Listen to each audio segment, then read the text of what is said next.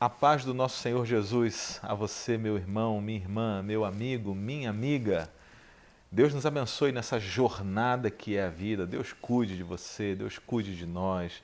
Deus te proteja, Deus te ajude, Deus te sustente.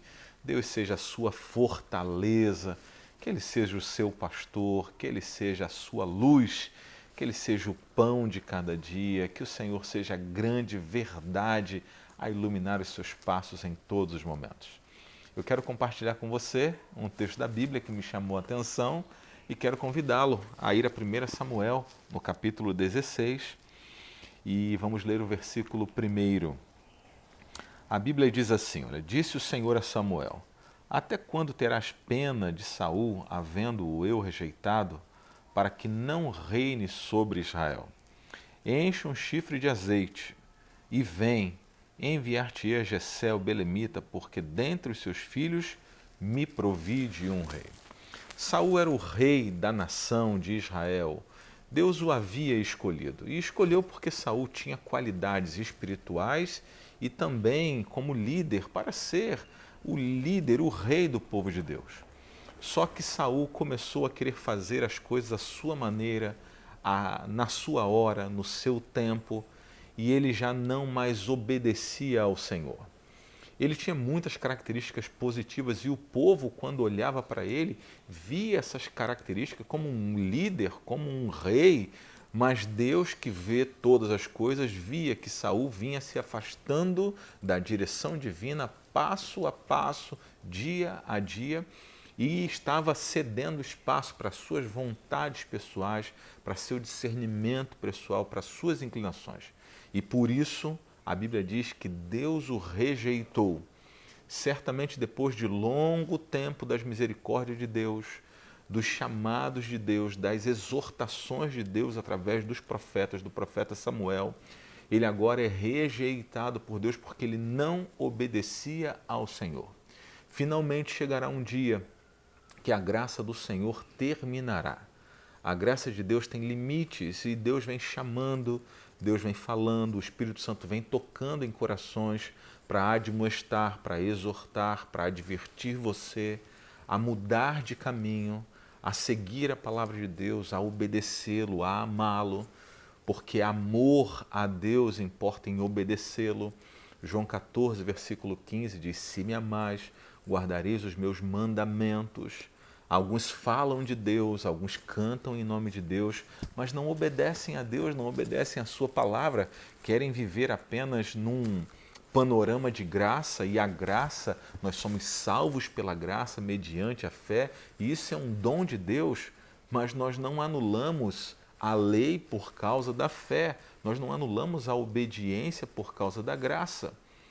E finalmente um dia aqueles que insistem em negligenciar a palavra de Deus, virar as costas para a palavra de Deus, um dia também serão rejeitados finalmente por Deus e virá juízo sobre estas pessoas, como também veio sobre Saul. Deus chama Samuel e diz, olha, nós vamos ungir um novo rei. E Samuel agora é enviado a Belém, uma região próxima de Jerusalém, uma região pacata, uma região tranquila, uma região de colinas bonitas, planícies também bonitas. E Samuel então se dirige até ali e os anciãos de Belém, quando o veem, pensam assim, o que Samuel está fazendo aqui? Um profeta vindo aqui, será que ele tem uma mensagem de advertência para nós? Se preocuparam, mas Samuel os tranquiliza e diz, olha, minha mensagem é de paz, eu vim apenas para sacrificar. Não seria prudente Samuel revelar a real intenção da sua viagem, porque havia um rei assentado no trono e Saul já estava vivendo seus momentos de descontrole e poderia, inclusive, promover perseguição ao profeta e até mesmo o novo rei de Israel, ou a família do rei.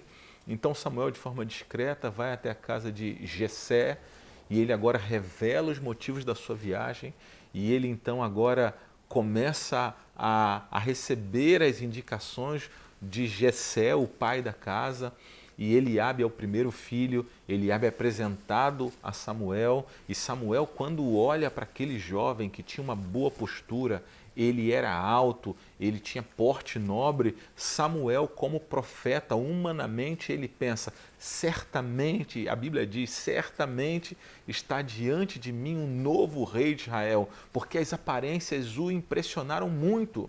O porte nobre impressionou muito. As suas características se encaixavam perfeitamente no protótipo para um novo rei, para um líder. E sabe que isso se arrasta até hoje, como nós nos impressionamos com o que está do lado de fora, com o que as pessoas vestem, o que as pessoas falam, ou como as pessoas se comportam, ou a sua altura, ou a marca da camisa que usam, ou a marca do tênis que estão usando, ou a marca da bolsa que está usando, ou a marca do sapato, do tênis, da caneta.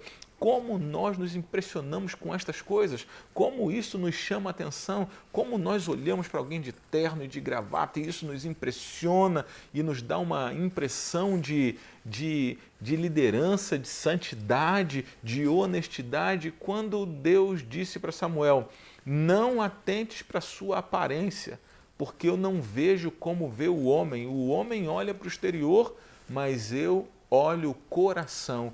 Não é este o novo rei de Israel. Um balde de água fria para Samuel e talvez um balde de água fria para você e para mim, que temos julgado as ações de Deus pelo que está do lado de fora. Deus pode ver os corações e as escolhas de Deus têm a ver com quem você é, não com o que você tem ou o que você representa. Deus pode ver os corações e quando Ele olha para os corações, Ele vê a sinceridade. Ele sabe quem queria acertar, mas acabou errando. Ele sabe quem está lutando em oração para vencer um pecado. Ele sabe quem está lutando em oração para pedir uma bênção de Deus. Ele sabe quem é aquele que se consagra diariamente na primeira hora da manhã. Ele sabe também aquele que fala bonito, mas está vazio por dentro. Ele sabe todas as coisas, ele não se engana com a perspectiva do que está do lado de fora. Eliabe não serve, e veio um segundo filho, um terceiro filho, e todos tinham características muito boas e até se encaixariam também no perfil para um novo rei, assim como Saul era alto, era um grande líder, um líder bonito, mas Deus não se impressiona com estas coisas. Ninguém conseguirá enganar a Deus com o que vai do lado de fora, com coisas que só enganam o ser humano. Deus está cansado desses nossos jogos de avaliação pelo lado de fora. E agora, Jessé já estava sem entender, Samuel também um tanto confuso, e talvez Samuel tenha perguntado assim, acabaram-se os jovens? Tem mais algum filho? Porque Deus não havia dito nada. Deus não havia se manifestado apenas para dizer não é este, não é este. E Jessé quase que dizendo que não, tem um, mas ele não se encaixa, não é o perfil. Tem um filho, o filho mais novo, o filho que está cuidando das ovelhas, ele está lá no pasto. E Davi era esse menino simples que cuidava das ovelhas e a vida dele era prover água, prover pasto para as ovelhas, prover um ambiente adequado para elas, protegê-las. E Davi passava o dia com as ovelhas e passava cantando e passava falando com Deus de olhos abertos, pedindo a ajuda de Deus para proteger as suas ovelhas de algum risco, de algum animal feroz ou do precipício, ou para que nenhuma ovelha se perdesse. Essa era a vida de Davi, uma vida de intimidade com Deus e de pedidos diários de ajuda a Deus, uma vida de oração. Talvez eu esteja falando para alguém que também vive essa vida de oração de olhos abertos, seja no táxi, seja no ônibus, seja no seu trabalho, está sempre pedindo ajuda a Deus. E esse é o segredo de uma vida de comunhão, comunhão diária, convidando a Deus para todos os momentos estar com você, estar participando com você. Senhor, me ajuda, eu preciso que o ônibus chegue logo, senão eu vou chegar atrasado. E a gente pede ajuda para Deus. Senhor, por favor, que eu chegue em paz no meu trabalho. Senhor, me ajuda a terminar esse relatório. Eu preciso encontrar algum atalho aqui para que eu faça mais rápido. Me ajude. Ó Senhor, eu preciso terminar as compras rápido, preciso voltar para casa. Que gostoso é poder participar com Deus de todos os momentos e de todas as coisas. Viva essa vida como Davi vivia lá, parecia solitário, mas ele não estava só. Deus estava com ele, porque a promessa de Deus é estar conosco todos os dias até o final. É uma promessa poderosa. Foram as últimas palavras de Jesus para os discípulos: eis que eu estou convosco todos os dias até o final. Alguém corre no campo, chama Davi, e Davi vem agora chegando e se perguntando: o que o profeta quer? Será que eu fiz alguma coisa de errado? Davi também não conseguia entender. E Davi agora vai entrando em casa, e quando ele entra em casa, um garoto, pele queimada pelo sol, cabelos ondulados, simples, e ele agora entra meio sem entender, e Samuel, quando olha para ele, e Davi olha para Samuel, então Deus do céu fala: é este, pode ungí-lo, porque ele será o novo rei de Israel. Você pode imaginar os irmãos Jessé, a mãe de Davi, ouvindo isso e sem entender o que estava acontecendo? O novo rei de Israel aqui em casa, eu? Sabe quando a gente é chamado para fazer uma obra para Deus? A gente pensa assim: não sou eu, não pode ser eu não tenho capacidades para isso, eu não tenho habilidades para isso. Talvez você esteja sendo chamado para ser um líder na sua igreja, talvez você esteja sendo chamado para desenvolver uma tarefa especial para Deus nesse momento de pandemia. Talvez Deus te colocou como um médico responsável, como um advogado que está na linha de frente de um assunto importantíssimo, talvez para você construir como um pedreiro, um mestre de obra, a casa de Deus. Você fala: mas eu, Senhor, eu não tenho condições. Porque você se julga simples demais, você julga que não sabe falar também, mas eu vou pregar, o Senhor está me chamando para pregar, o Senhor está me chamando para cantar, o Senhor está me chamando para ser um líder de jovens. É exatamente isso que Deus está fazendo, porque Deus não julga como o homem julga. A simplicidade é um elemento poderoso nas mãos de Deus. Aqueles que se sentem frágeis e se sentem dependentes de Deus, eles se tornam poderosos porque a graça do Senhor basta. O poder de Deus se aperfeiçoa na fraqueza. E a beleza do Evangelho traz essa verdade de que Deus não vê como vê o homem. Ele olha para o coração, ele vê verdades que estão lá dentro do peito, que só Deus pode ver. Deus pode ver suas lágrimas, Deus pode ver suas intenções, Deus vê as suas orações, Deus vê seu compromisso, Deus vê você entregando o que pertence a Ele, a Deus mesmo em meio a lutas e dificuldades. Deus vê você sendo rotulado de infiel quando você é fiel.